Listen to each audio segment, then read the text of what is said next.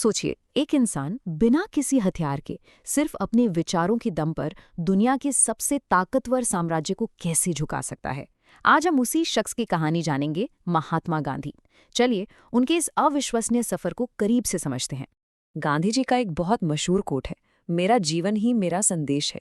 अब ये सिर्फ कहने की बात नहीं थी, ये उनकी पूरी जिंदगी का निचोड़ था। मतलब जो वो मानते थे वही वो जीते थे। उनके लिए कथनी और करनी में कोई फर्क नहीं था। तो सवाल ये उठता है कि ये महात्मा बने कैसे? मतलब महात्मा बनने से पहले मोहनदास करमचंद गांधी आखिर थे कौन? चलिए थोड़ा पीछे चलते हैं उनके शुरुआती दिनों में और समझने की कोशिश करते हैं कि वो क्या चीज़ें थीं जिन्होंने उन्हें वो लीडर बनाया जिन्हें आज पूरी दुनिया जानती है। देखिए, किसी भी इंसान की शख्सियत को बनाने में कुछ लोगों का बड़ा हाथ होता है। गांधी जी की जिंदगी में ऐसे 4 लोग थे।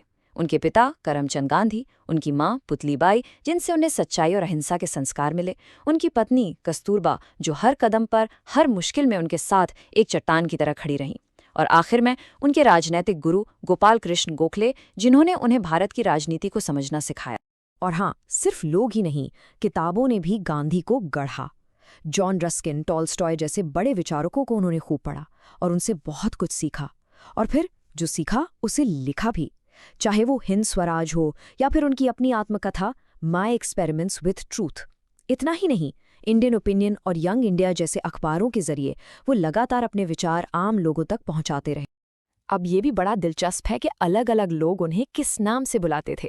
रविंद्रनाथ टैगोर ने उन्हें महात्मा की उपाधि दी, यानी एक महान आत्मा।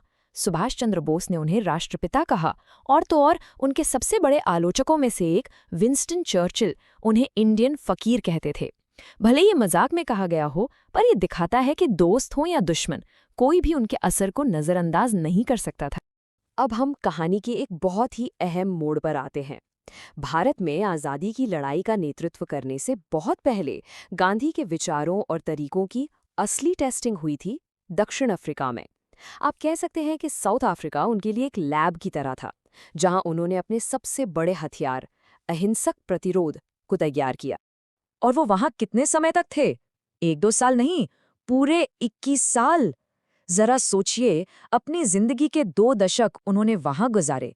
ये कोई छोटी बात नहीं है। और यही वो 21 साल थे जिन्होंने एक आम वकील मोहनदास को एक असाधारण नेता महात्मा गांधी में बदल दिया। तो साउथ अफ्रीका में उन्होंने किया क्या? उन्होंने अपनी रणनीति को धीरे धीरे एक एक ईंट जोड़कर बनाया। सबसे पहले 1894 में उन्होंने लोगों को जोड़ने के लिए नेटल इंडियन कांग्रेस की स्थापना की। फिर 1903 में अपनी बात लोगों तक पहुंचाने के लिए इंडियन ओपिनियन नाम का अखबार शुरू किया। और फिर आया 1906, जब उन्होंने पहली बार अपने सबसे बड़े हथियार सिविल डिसोबीडियंस यानी सविनय अवज्ञा का इस्तेमाल किया। और इसी सविनय अवज्ञा से जन्म हुआ उनके सबसे पावरफुल कॉन्सेप्ट का सत्याग्रह। सत्याग्रह का मतलब क्या है? बहुत सिंपल है, सत्य के लिए आग्रह या सत्य की शक्ति।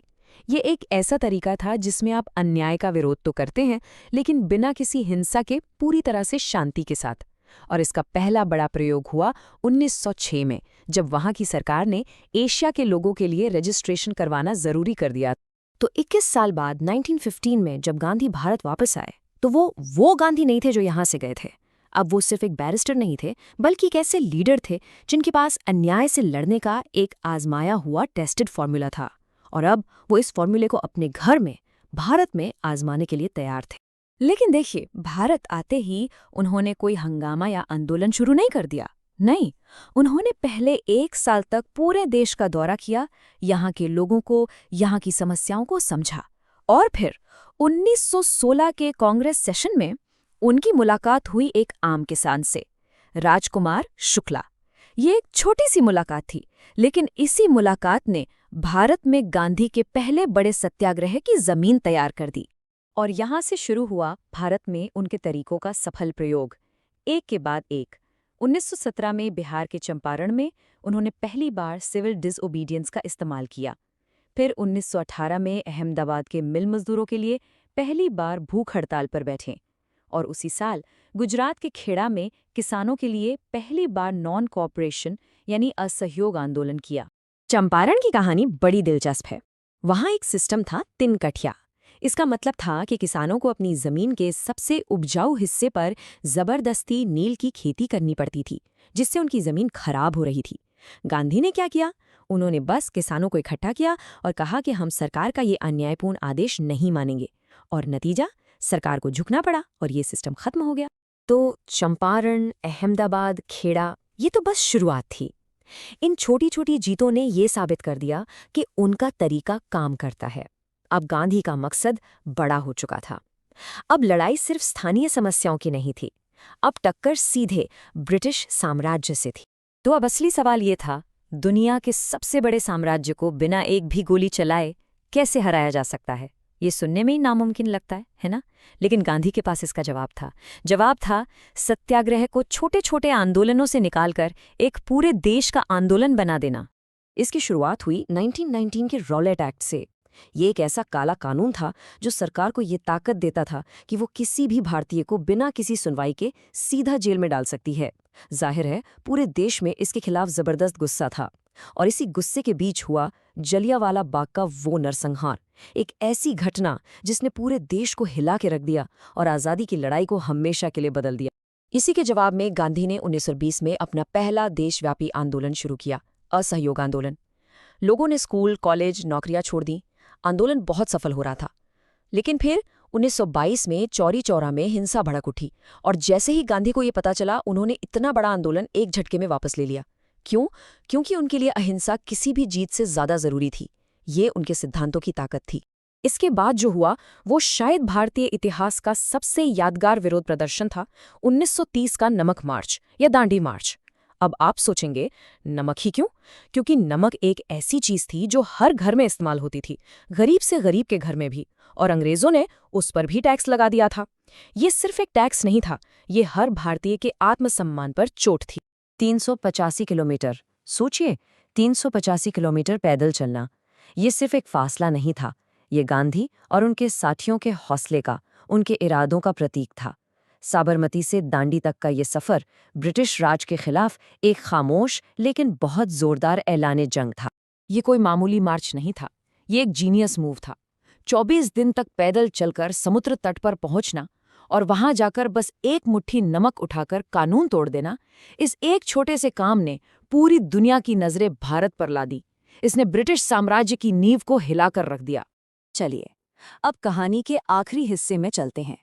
ये वो दौर है जहां गांधी की जिंदगी की सबसे बड़ी जीत भी है और सबसे बड़ा दुख भी। 1942 में भारत छोड़ो आंदोलन के साथ आज़ादी की आखिरी लड़ाई लड़ी गई। गांधी का नारा था, करो या मरो, और आखिरकार 1947 में भारत आज़ाद हो गया। लेकिन ये आज़ादी एक भयानक कीमत पर मिली, देश के बंटवारे की कीमत पर। लाखों लोग मारे गए, बेघर हुए।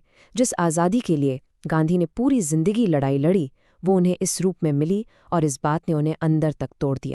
और फिर वो दिन आया, 30 जनवरी 1948। गांधी जी रोज की तरह अपनी शाम की प्रार्थना सभा के लिए जा रहे थे जब नाथूराम गोडसे ने गोली मारकर उनकी हत्या कर दी। सोचिए, कितनी बड़ी विडंबना है कि जिस इंसान ने पूरी दुनिया को अहिंसा का पाठ पढ़ाया, उसका अपना अंत हिंसा से हुआ। लेकिन जाते जाते भी गांधी एक बहुत गहरा सवाल छोड़ गए। उन्होंने कहा था कि आज़ादी के बाद इंडियन नेशनल कांग्रेस को खत्म कर देना चाहिए और उसकी जगह एक लोक सेवक संघ बनाना चाहिए, यानी एक ऐसी संस्था जो सिर्फ लोगों की सेवा करे। ये बात हमें आज भी सोचने पर मजबूर करती है। आज़ादी का असली मतलब क्या है? सिर्फ राजनीतिक सत्ता पाना या सच में लोगों की सेवा करना? ये एक ऐसा सवाल है जिसका जवाब हम सबको आज भी ढूंढना है। अगर आप इसी वीडियो के बेस्ट क्वालिटी नोट्स चाहते हैं, तो इस टेलीग्राम चैनल को ज्वाइन करें। चैनल का लिंक डिस्क्रिप्शन बॉक्स में दिया गया है।